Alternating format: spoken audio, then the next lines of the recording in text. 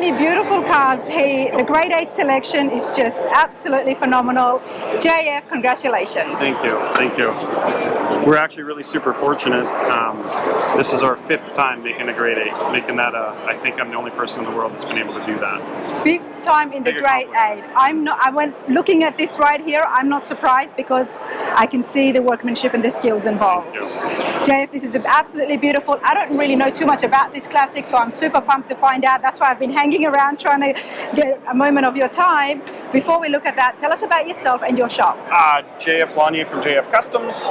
You can follow us on YouTube on Killer Customs. We do amazing cars, lots of road racing, and car adventures. So mainly though, we're known for building some of the world's most beautiful cars. Now you're based in Canada. Yeah, we are in British Columbia, Canada. And we're here in Detroit. So with your shop, do you have a lot of American clients? Believe it or not, we've never had an American client, which is unfortunate for us because we're really it's not that far, it's just across the border. We are literally 5 minutes from the border. Our dollar's always weaker than the American dollar, so I've never understood why somebody hasn't taken advantage of that and used our skills to build a car for an American. But well, JF, that's a whole other story. We're going to find out exactly the skills involved. We're going to have a look at the grade 8 right here in front of us. And you've got a YouTube channel, Killer Customs. Killer Customs, yeah. So Killer Customs, you know, you guys have to check it out. YouTube is huge, and I'm a big promoter of it from all the other different channels. What happens on Killer Customs? We just play with cars. It's really our car lifestyle, and it's anything from picking up rusty old cars to building one-off, completely world-class customs. So now this going for the Riddler Award, obviously there is no pictures or video of this yet, but correct. After tomorrow, will there be footage of the build on your channel? Yeah, we've actually just started today because once the public's allowed into the space, we've started pushing all our videos to show the build of the car, kind of what we're doing. We're going to do more over the next week when we can find some time because of course we've been very busy, but there's lots to see. All right, I bet there is. Now JF, talk to me, what are you showing today? Okay, so what we've got is a 68 Cougar, but it's a car that never got made. I'll show you here. Okay. This is a early advertisement, and the Cougar never came as a fastback. Now, if you're familiar with pony cars, yes, the Mustangs. Because I can see elements of that here. Yeah, so the Mustangs and the Cougars shared a very similar platform. They shared suspension, they shared some firewall stuff, and they were based off this very similar pony car chassis, but they never really put this beautiful roof line on a Cougar, and that's something I've been wanting to do for years, probably 10 years. This client allowed me, and Kevin Mindle's his name, and just a really amazing human being. He allowed me and my team to build something that was this unique. We could talk about the body. The body is just well, why don't we start right here? Yeah, right here. I've got so many questions for starters. It's easier when you ask the questions. And I don't just ramble on. And hey, sir, I've got a lot of questions, okay? Sure. Well, first of all, this was never made, but was it in the talks? Was there a prototype or something that they were looking at the time? So they never made it. We don't know of a prototype, but that's why when we decided to craft the car and create the car, we wanted to have mostly prototype design elements in it. So where did the vision come to you? How did that happen? You know what? I've legitimately been building cars with weird roof lines for 25 years. Okay. Every heavy custom I've ever done has had either a roof swap or a roof change. I find that it's one of the most interesting elements of a car. Whether you're lowering the roof to make the car look longer, whether you're changing the length of the car to make the car look stout. I really love playing with body lines. So this I knew was going to be a slightly simpler, and I say that in jest because it was not simple. But I felt that it was a car that got missed that should have been built. So think prototype Cougar, think the world's most beautiful Cougar, think race car Cougar. It's race inspired. and then we've just brought it into this century where it's just a little bit sexier and it flows really well. And I'm loving the name. The name is sexy as well. Predator. Predator. Well, it's a cougar, so it's an animal that's out in the wild, right? And it became a Predator when we put this Boss 9 in it. Wow. So this is Ford's answer to the HEMI. So this is a hemispherical engine also. Ford built very, very few of them. They were mostly race car engines, but we thought if we're going to build the world's most beautiful Cougar, let's put Ford's best platform engine in it. It's got 8-stack injection like they would have had in early race cars. It's got a hand-built suspension that we designed in-house. My fabricator, Gary Orston, is an amazing craftsman. He does a whole bunch of calculations on our computers for our race cars, and so he brought his race car knowledge to this chassis, and he was actually the craftsman that did a majority of the metalwork on the car. Okay, coming back to the power plant here, how powerful is it? 770 horsepower, naturally aspirated, no turbos, no nitrous. It is just a monster. Wow, I mean, it looks beautiful. I'm loving the panels inside here in the engine Yeah, bay. so what we did there, typically these cars have a strut up here, and it gets in the way of putting a large engine. So we knew we had to get rid of the strut suspension while we were hand building the frame. But we wanted it to still have that look. So those are actually very close to stock mounting points for the strut towers in these cars. And we wanted it to appear to have something that looks like it's taking up the space of the strut tower. I love it because it's continued on here as well. Yeah, and you'll see that ball milling in the motor, in those pieces, in the scoop. The ball milling sort of is present in the whole car. Wow. We didn't want to overdo the billet accessories on the car because you see that a lot in a lot of the modern builds, but because we wanted it to be prototype-esque, we were very careful not to overdo that. Although the grills are 100% one-off. So if we were to go back in time, we would have been able to make this in 68. That was our hope. Yeah, that's with very, all the very things close. that were available back then as well. Wow, this is beautiful. Yeah, I'll close the hood for you. And you Absolutely. really like that. So if you stand here, you're going to see this beautiful striping come to life. Woo, look at that, everybody. I don't know about you lot, but that just looks good. That looks absolutely brilliant. I'm loving the pinstriping, and like you said, the roof really complements it. The whole thing is just carried through. Did you catch that part of the airbrushing? I don't touch the cars unless I've been in. But you see it though. So it goes from those little specks and then it just fades into the gray. I want to do the stripes justice, everybody, and just show you how beautifully it's been continued on throughout the entire body. Loving the tilted spoiler in the back. We're going to come back to that. We're going to come back into the grills. Now talk to me, the grills, the front end here. Yeah. Did you start off with a car? Yes, we started off with a car, but we...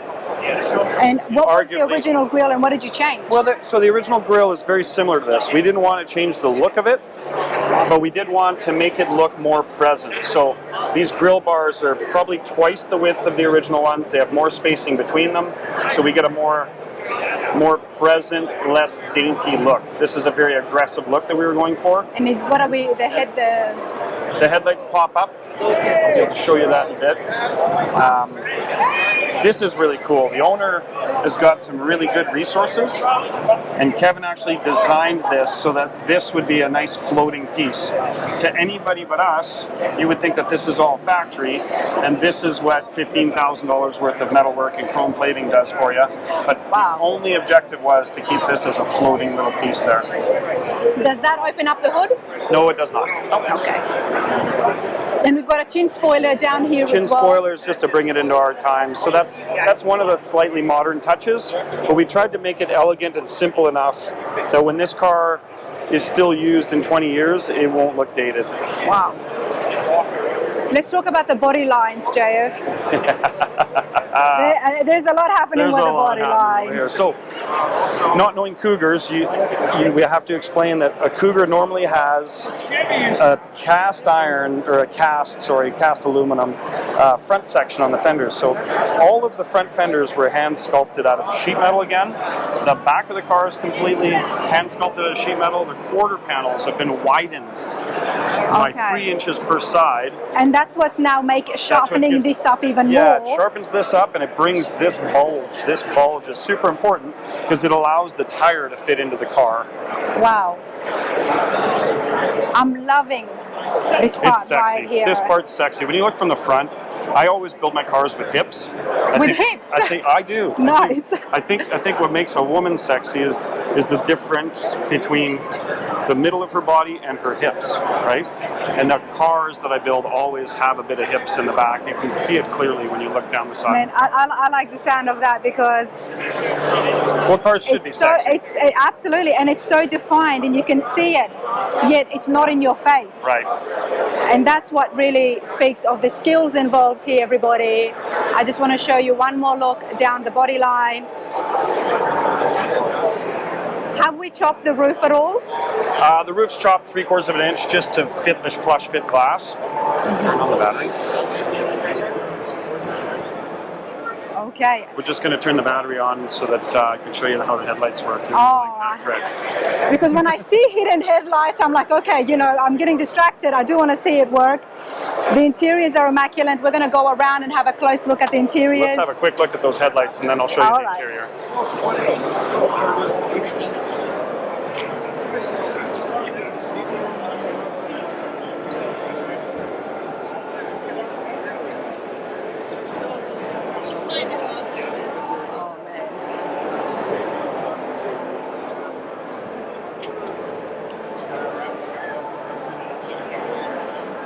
I'm going to let you guys comment on that, on what you think about that, okay?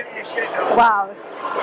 Now, the cowl hood here, have we extended that? No, but we've changed it. You can see how we've worked around that really cool hood scoop and actually pulled the center of the hood back. And that was a key design element. We didn't want this to look super skinny here behind the scoop. Wow. So again, this got fabricated just to stretch that into the car. You know, I love the Monte Carlos because they've got such a long front end. Right. And this, in some ways, it reminds me of it. It's brilliant. Well, it's how the nose kind of drops off that makes it seem endless, and that stretches the nose. Again, we do a lot of plays with a bunch of different stuff that's subtle with these cars. What's the chassis it's sitting on? We hand built it. Yeah. Hand built the chassis. So my fabricator, again, Gary, did all of that from scratch. We actually do a spline chassis where we use the transmission tunnel as a big portion of the strength of the car, and we tie into that transmission tunnel. Wow. So it's really a car that's ready to hit the racetrack. I want to go in here, everybody, and give you guys a quick peek at the undercarriage. Wow.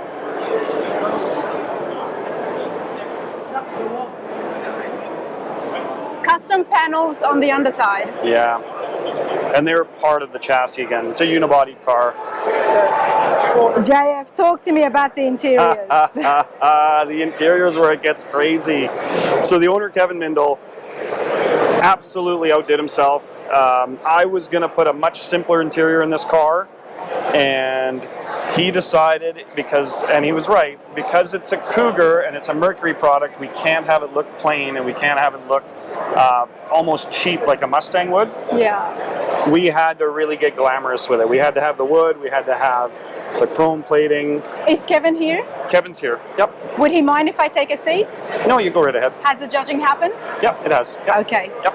Well, do you want to take a seat on the other side? Sure. And let's talk in detail. Sure. This is just phenomenal, and how could I not ask to take a seat in here, everybody? I mean, it's just brilliant. But one more time.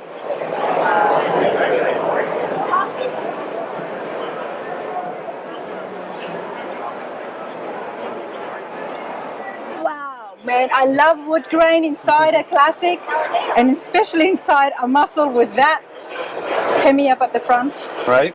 It's just something else, everybody. So we work with probably one of the best interior guys in the whole business. Wow. Lee Baxter from Lee Baxter's Hot Rod Interiors is the best in the business. We help create some of these panels at the shop.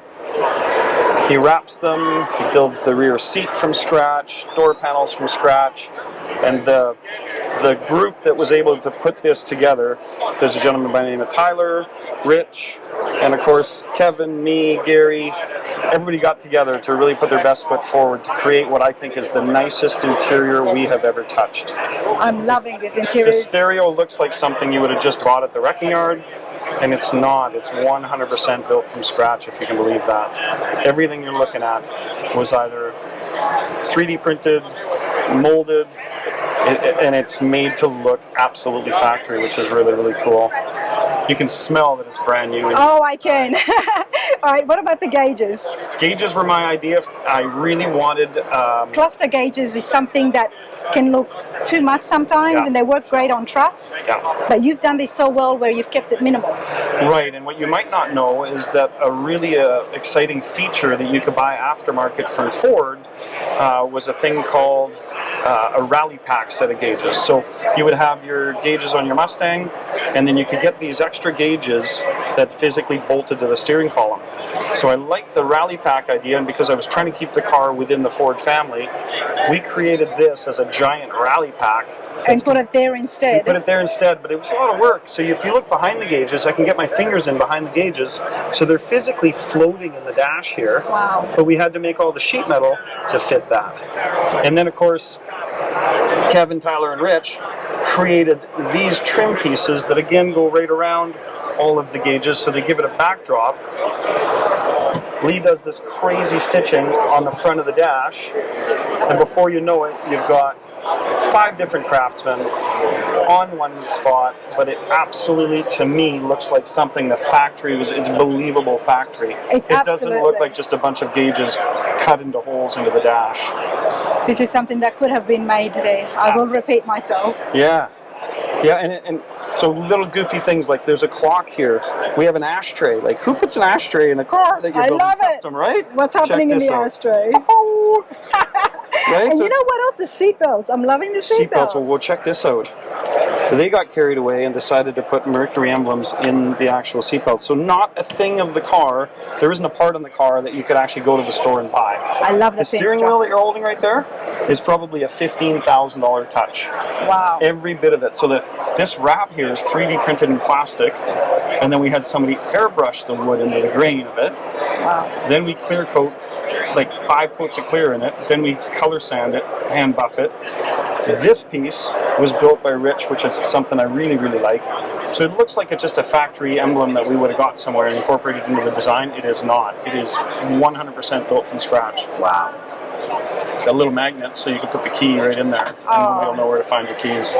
Push button start, Bluetooth. No push button. No? No, good old key. Check that out. And that's something Gary and I were very, very strong on. We wanted the key. We wanted the key because we wanted it to be authentic to 68 in the design.